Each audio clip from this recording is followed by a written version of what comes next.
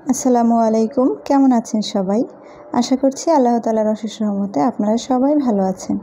আলহামদুলিল্লাহ, আমরাও ভালো আছি। আজকে আপনাদের সাথে আমার মেয়ের ফেস রিভিল করব। ইনশাআল্লাহ দোয়া করবেন সকলে। এই যে দেখতে পাচ্ছেন, আমি ফিডার থেকে পাম্প করে নিয়েছি আর একটা ফিডার থেকে অন্য ফিডারে নিয়ে নিলাম।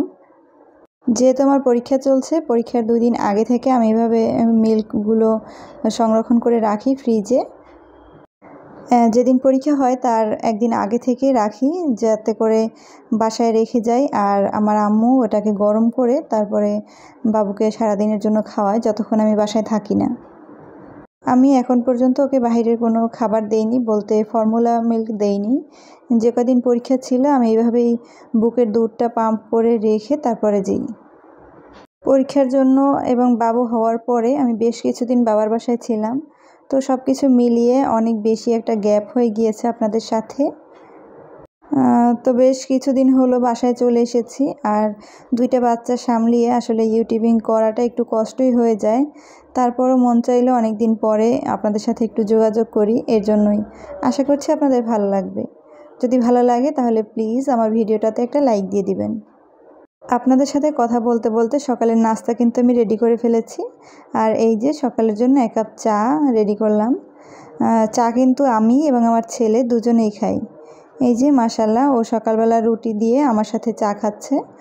সবজি দিয়ে বা অন্য কিছু দিয়ে রুটিটা তেমন পছন্দ করে না। যদি চা দিয়ে ভিজিয়ে দিই সেক্ষেত্রে একটু পছন্দ করে খায়। এক এক দিন এক এক রকমের সকালের রান্না দেওয়ার চেষ্টা করি আর কি। রান্না বলতে খাবার রান্না করে দেই। এই তো তার মধ্যে সহজ একটা খাবার হচ্ছে রুটি এইভাবে দেওয়া। তো সবাই মাশাআল্লাহ বলে দিবেন।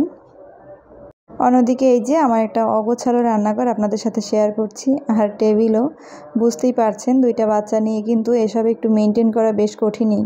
দেখা গেছে খুব পরিষ্কার করে রাখি, আবার 1 দিন 2 দিন গেলে যদি একটু হাত না দিই কোনো জায়গায় আবার এমন হয়ে যায়। এই তো এক এক করে সব ক্লিন করব, যেহেতু একদিন পরেই রোজা। তো চেষ্টা করছি যতটুকু সম্ভব, যেটুকু সময় পাই ফাঁকে ফাঁকে এগুলো করার। আর ওই যে দেখতেই পাচ্ছেন, দোলনায় কিন্তু বাবুকে বসিয়ে নিয়েছি।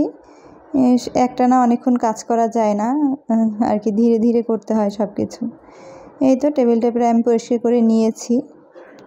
এখন একটু স্প্রে করে নিয়েছি, এটা আমার হোমমেড স্প্রে। তো এই তো টেবিলটা আমার পরিষ্কার হয়ে গেছে প্রায়।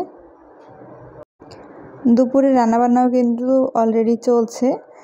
আমি রান্না বসিয়েও দিয়েছি। আর যখন বাবু একটু রেস্ট নেয় তো তখন কিন্তু আমি প্রায় সবগুলো কাজ আর কি সিরিয়ালে একটার পর একটা করতেই থাকি, যাতে করে আমার কাজটা সহজ হয়ে যায়।